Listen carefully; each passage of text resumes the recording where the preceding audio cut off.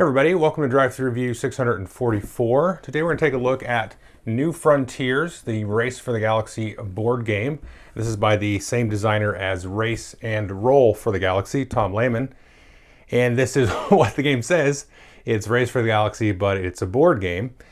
So it's probably like a little bit closer to Puerto Rico, which Race for the Galaxy is kind of like Puerto Rico the card game, but then there's also San Juan, which is Puerto Rico the card game.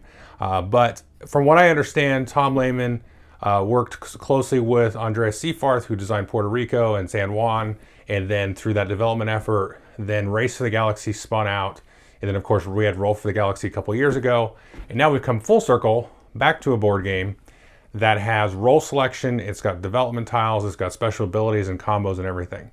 So if you're familiar with Race for the Galaxy, you're going to fall right into this.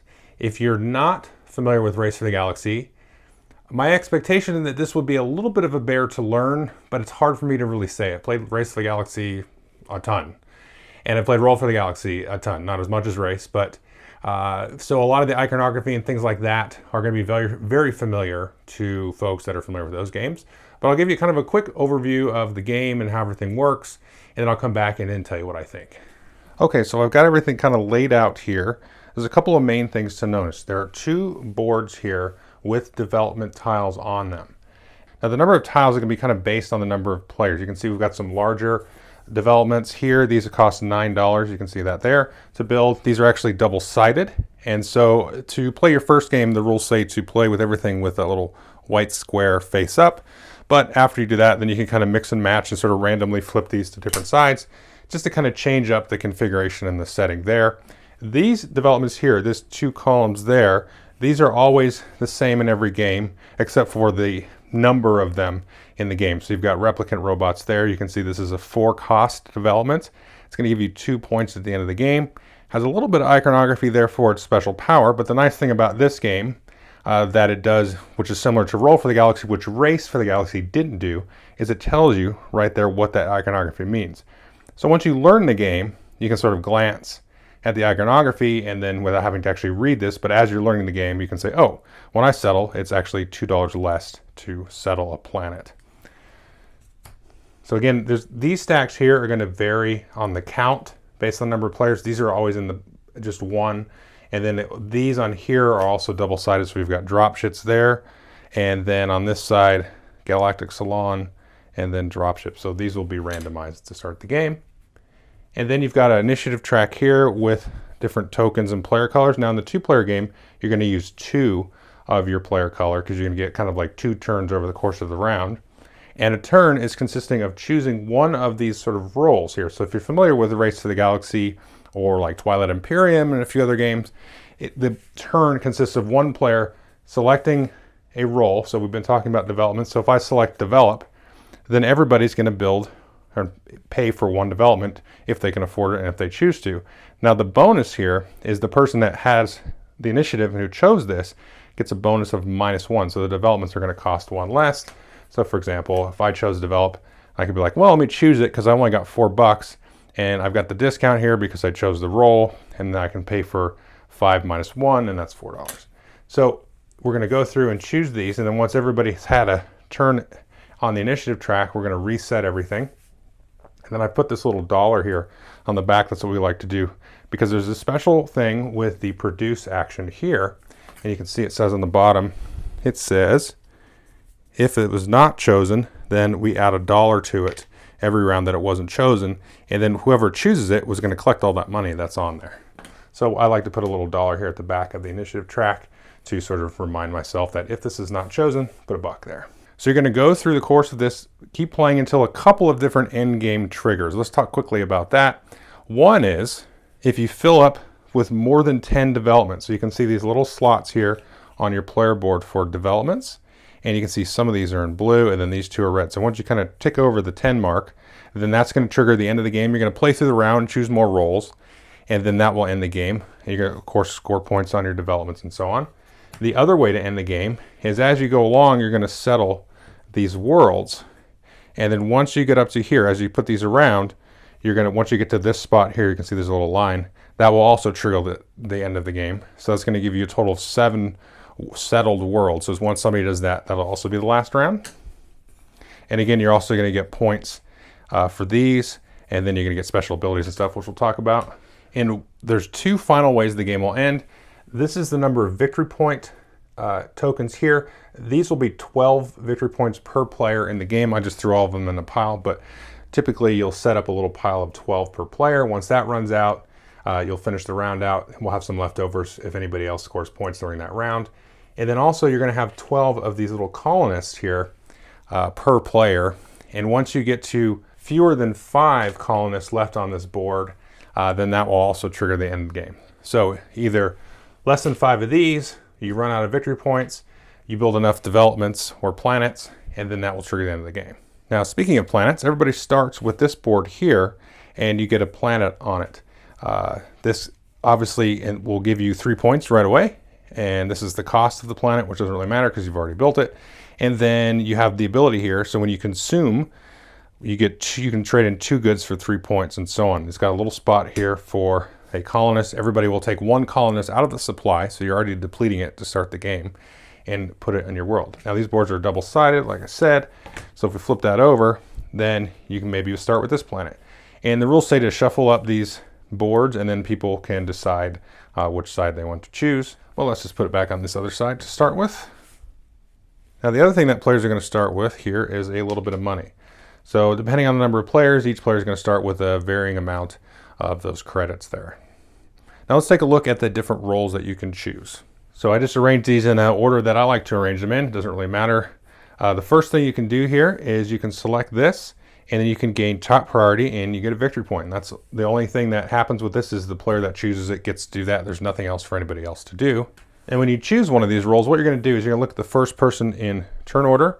They're going to tick their little marker kind of halfway, choose the role. Everybody's going to resolve the actions. Then we'll bump it up. Then the next player will do it and bump it up and so on until everybody's gone. Now let's say you were last here and you're sick of being last. You might choose that role here to go all the way to the front and then get a victory point. So the way that works here, let's say we had it like this, and then yellow chose a role. So they would do it, and then red would go, and then it'll loop back to the front, yellow, and then red again. But this is handy to kind of get in front of everybody, so maybe next round you can get the role that you really want and so on. There's some other little tricks you can do with that as well. Now, the next thing you can do here is explore. And when you do that, you're going to draw 7 of these planet tiles from the bag and then lay them out on their sort of gray side. You can see there's sort of a cross through their victory points. And then what you're trying to do is you're going to explore these and collect these and then hopefully settle them and then flip them over and kind of activate them.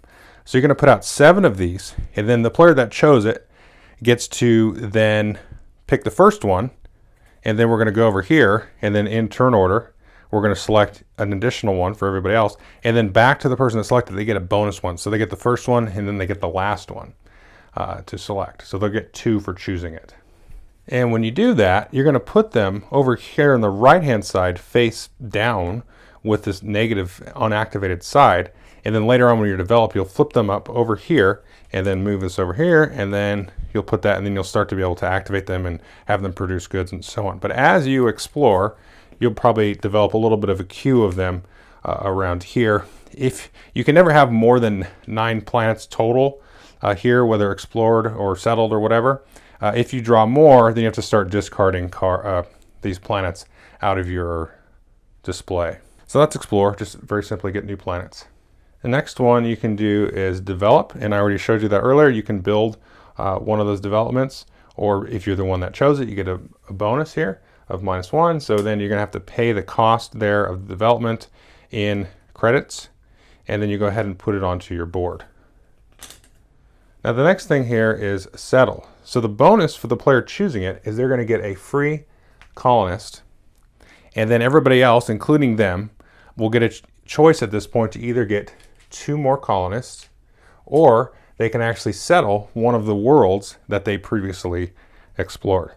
Now typically to do that, you have to pay the cost there in money. You can see in that little circle. So in this case, it'll cost you $2. And then you also, we're going to have a colonist to fill that particular slot. Now some of these worlds actually will have 2 colonist slots. So getting those colonists is very important. It's not the end of the world if somebody settles, you can't afford it, because maybe you're low on colonists, you need the 2 colonists anyway. So you pay the money Then you're going to take the colonist here, and then you're going to start slotting these in on the left-hand side. And then again, these are going to be active. Now, there's a lot of iconography that's kind of baked into that little circle symbol there. So you can see there's different types of worlds. There's windfall worlds, military worlds, and so on. There's actually some other iconography on the back here to kind of round all that out for you. It's all the exact same as Race for the Galaxy. I don't want to go into excruciating detail here, but because it does take some time. If you've never played one of these, Galaxy games, this iconography on all this stuff, basically anything to do with the worlds, is probably the most intimidating part. Once you kind of crest that sort of threshold of knowledge, then you're going to be away and going, and everything else that you kind of know about gaming should inform you. But just to show you a quick example here, like example this one here, see how this is in red? That just means you need military sort of strength. You don't actually pay money for that. Well, you can get military strength from other worlds or settlements like this one gives you +3 military. So you can effectively kind of settle that for free if you have enough military and of course the right colonists. Now, since this is sort of an outline instead of a colored in circle, this automatically comes with a good matching the color of that world. Whereas these other ones here, you have to actually do a produce action to produce on them and so on. But that's settle. And the next action here is trade and consume. And the bonus is you get a free victory point for choosing it. And then you may sell one of your goods. So you saw in that previous example of settle, there's different colored worlds. So different goods are going to get you more money. So in this case, if I had the choice, theoretically, I'd want to sell that one green good for $3. And then at that point, you have to use all your consume powers. So if we take a look we started with the consume power. So here it says 2 goods for 3 victory points. So maybe we sold that green one for some money, and then, or we didn't, or somehow we still had 2 goods left over, let's pretend. And in this case, then we would have to sell or trade in or consume these 2 goods and get 3 victory points. Which is good because points are good, right? So you may sell one, and then you have to, if you can, activate any consume powers you might have on any planets or even on developments. So for example, here this Galactic Adversaries here has a consume power where you trade in just 1 good for 1 victory point and $1. So that's kind of cool. So that's the trade consume power. And here we're going to choose produce for the next one. Now remember, if this isn't chosen, we're going to put $1 on it each round. If you choose it, you get all that money. So this is going to get more valuable as time goes on. And then what happens is the person that chooses it gets the bonus of producing on a windfall world. And then everybody's going to produce on the non-windfall worlds that actually do produce a good. So if you look at these gray worlds, they don't produce anything. This is old Earth. It's old. It's crappy. It's Earth. It doesn't produce anything anymore. It's long dead. These colored in worlds here, we're going to produce the like good. So everybody gets to do that. So if we had this one here, then we would get a chance to produce a brown good there. And then the person that chose it, they get the bonus of picking one of their windfall worlds, these sort of outlined colors. Now they're not solidly colored in. They choose one of those and can produce on that. That's the bonus. Typically you can't produce on those. There are actually other special abilities and things from developments allow you to do that too, but that's the straight bonus for doing the production. So that's produce. Now the last one here is sort of optional. So if we flip it over here, if you're playing like the basic game, let's call it, then if you choose this, then you just get $2. That's it. Nobody else gets anything. You get the $2. But the sort of advanced, I wouldn't even call it advanced. I'd call it optional. So it's kind of like a built-in expansion. If you choose that, you go up +1 in priority. You don't jump all the way to the front. You just go up 1 notch. You get $1, and then you can see here you draw 3 goals and keep 1. Now here's a stack of these thick cardboard goal tiles. And if you're playing with goals, each player is going to get a little sort of mat here for putting extra stuff that may or may not have to do with the goals that are in play. But if you're not playing with goals, you don't need these. So if you choose here, chart galactic goals, again, it says you draw 3, and then keep 1, and then put the other 2 at the bottom. So you're going to look at these, and these are going to be little end game bonuses. So let's just, for example, just choose this one randomly, and we're going to put this one face down in front of us, put these other 2 at the bottom, and then set this off to the side. And this is going to stay face down in front of me for the whole game until somebody else does that action, at which point they're going to draw 3 of these, choose 1, put it in face down. And if there's a face down goal in front of anybody, then you're going to flip this up and just kind of move this to the center of the table, because these goals are going to score for the whole table. But for the time being, you're the only one that's going to know that it's in existence, so you can try to kind of play towards that. And just as an example of what a goal can be, this says 2, 5, or 8 victory points for 4, 5, or 6 different powers. So all those different roles that we chose have these little icons. So for example, this is the Explore. You can see this is the Explore icon. Now, some of the developments and worlds that you get are going to have powers that work on these different steps and these different phases of the game. So what you're trying to do here is collect a variety of special abilities that work in a variety of different phases. So once you get up here to 4, 1, 2, 3, 4, so you get 0 points until you get to 4, then you get 2, 5, and 8 points. So this is, you're just getting a variety of things, and you get a little bit of a bonus. Now there are some of these goals that are stockpile goals, and that's where this little mat comes into play. So in this case, may stockpile some or all the goods after you produce. So we talked about production. Remember, we get these little cool goods blocks on there. So when you produce, instead of putting it on one of your planets, you can put it here on your mat and then get bonus points for the end of the game. So if you collect 6 and just throw them over there, maybe you're just like overproducing tons of goods, you don't really want to sell them or have enough consume, then you can just stockpile them and get some points at the end of the game. Now the interesting thing about these stockpiles is if somebody chooses the produce action, and I'm like, I'm the only one that knows about it, right, so far, then I'm like, wait, before anybody does anything, I'm going to reveal that, and then start to activate it and trigger that and just kind of move that to the center of the table.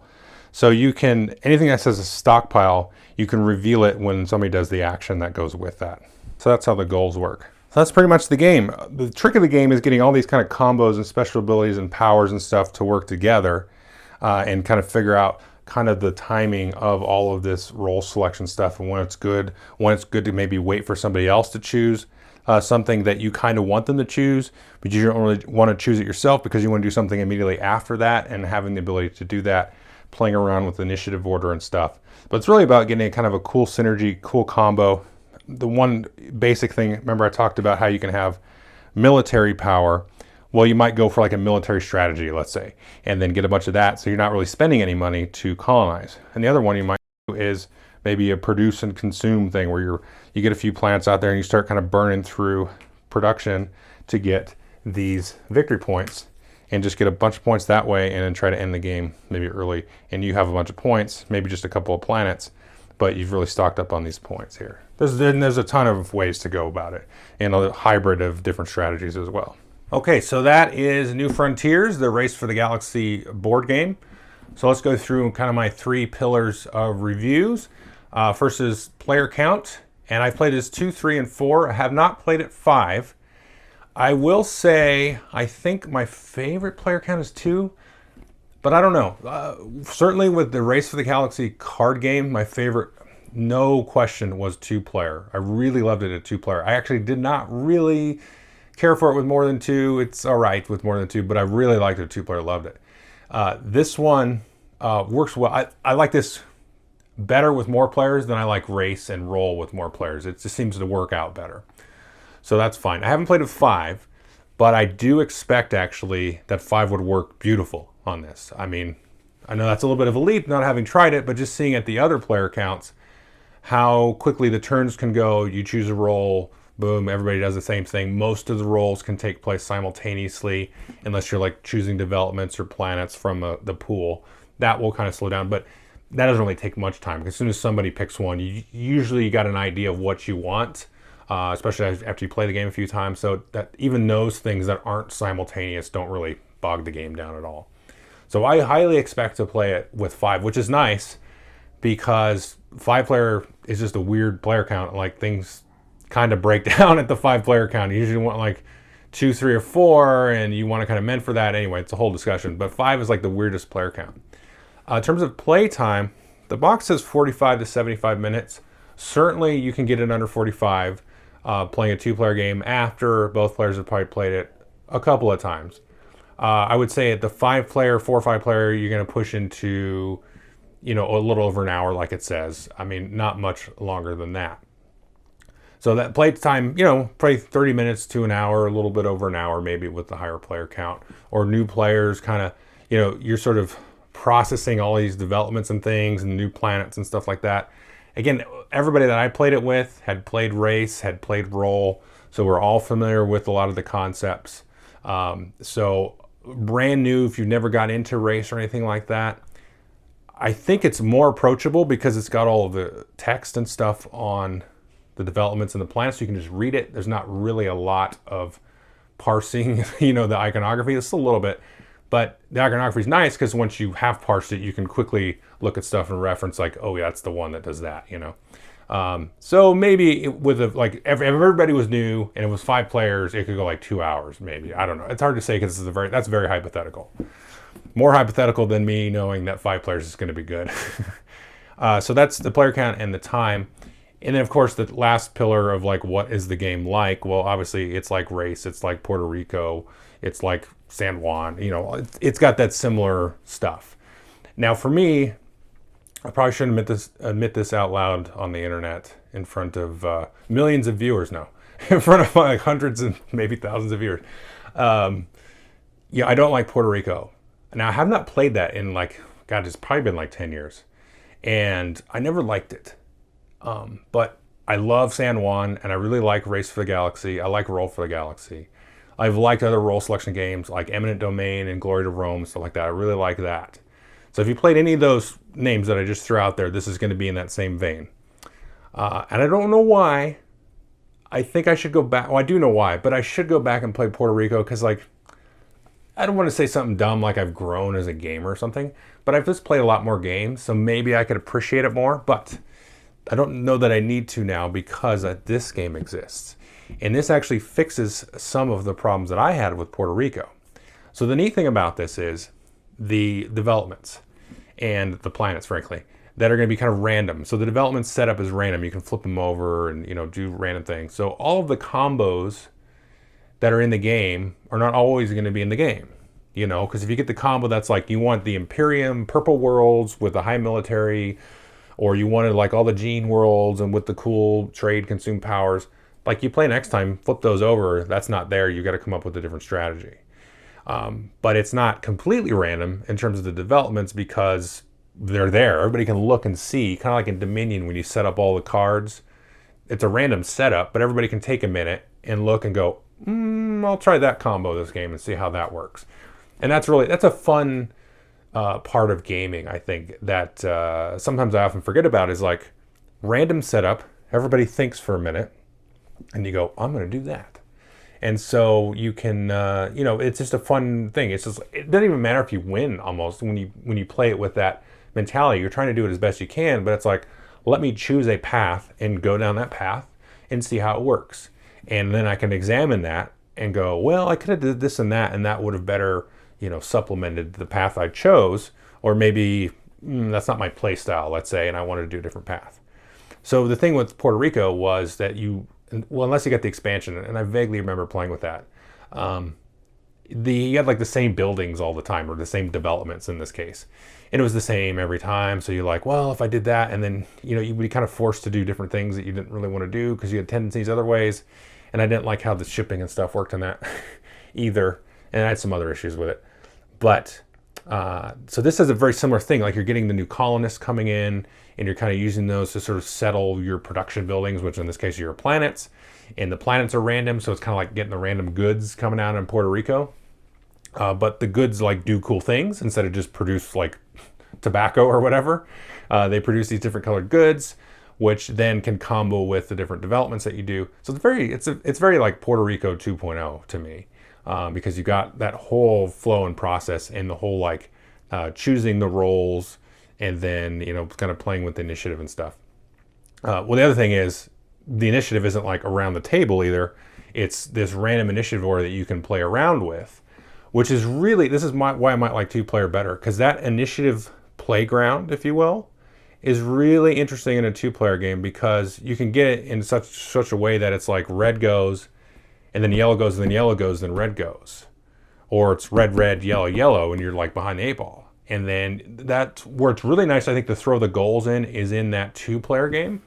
Because and I haven't played it enough, obviously, but when I played with multiplayer, the goals was like chosen like once in the few games that we played with 3 and 4. When I played 2-player, that was very more attractive to choose because you could just bumping up one in the priority was a little bit more worthwhile. Whereas In multiplayer, it's like, well, I'm going up 1, that's not a big deal, and I get to look at a goal that may not have anything to do with me. But in 2-player, I go up 1, I get a buck, I get a goal, and I'm like, oh, okay, I can try to do this. And so you can more manipulate the priority track in 2-player. But with more players, like the goals didn't come into play, but maybe that's because we haven't played it enough, and maybe it's more important to do that. Anyway, but so manipulating that is cool. And there's always that ability where it's like jump to the top of the priority order and you get a victory point. So if you're last, it's like for 90% of the game, that's a no-brainer. If you're last, you choose that, you go up to the top, you get a victory point, all the rolls reset because it's the end of the round, and then you pick the one that you wanted to pick anyway. So it's like for going last, you still gotta get to do what you want. You had to wait for everybody else, but then you get a free victory point, and then you get to do what you want at the start of the next round. So that's kind of interesting way to go. And I say that's the one thing that like sort of irks me. I don't know why. I think it's like some thematic breakdown. Like it makes sense because going last stinks. And then you're like, well, I don't want to pick develop. I'm not working on developments. And that's like the only thing left, right? Because everybody else is gone. And then it's like, yeah. So, okay, I get a victory point because everybody else got to do what they wanted. And then I get to do what I want. So it's cool. I think from mechanics, it makes sense. It works. But it always feels like anticlimactic because after a while, everybody's like victory point, and then I choose, and then we're in the next round. I don't know. It doesn't really bother me. It just something kind of scratches like a neuron up here somewhere. I'm like, that's weird. But anyway, that's only like weird nonsense nitpick is that. But I think it makes sense in terms of the mechanics and the balance of everything. But anyway, I would highly recommend this. I know it's like January something. This is like game of the year. I'm like, whoa, this is going to be hard to get knocked off the perch. I know it probably will because it's so early in the year. Like in August, I'll have forgotten about it. But it's going right up here. So for right now. And I know, next week when we play games, this is definitely going in the bag. I got new games that I'm bringing. This one's going to still be in the bag, of course, because people are going to ask for it. And the consensus was very mixed, though, on if people liked Race for the Galaxy, Roll for the Galaxy, or New Frontiers more. I think for me, it's the new one. So this is my favorite. But I honestly, I've only played a handful of games here. I honestly do not see me wanting to play the others. I think it's certainly replaced Roll for the Galaxy for me. I don't own Race for the Galaxy. Some folks in the group do. And I like that because I'm like kind of a card guy. Like I like cards and multi-use cards that sort of pushes some buttons. So I think if you have Race, you could still pick this up and you really like Race. Because this really, like I said, it kind of fixes Puerto Rico, which I've always kind of like wanted to like. But this is a cooler theme. It's in space. It kind of fixes some of the weird scripted issues with Puerto Rico and the variability in the setup, all that kind of fun stuff. So it still has a cool role selection, which I also like role selection stuff. So definitely recommend this. If you didn't like Race, you might still like this. And if you really have played Race a lot, that's kind of iffy give or take because it's kind of two separate things. You got these crazy card combos and then you have this kind of board game thing. But definitely high recommendation regardless for New Frontiers. Thanks.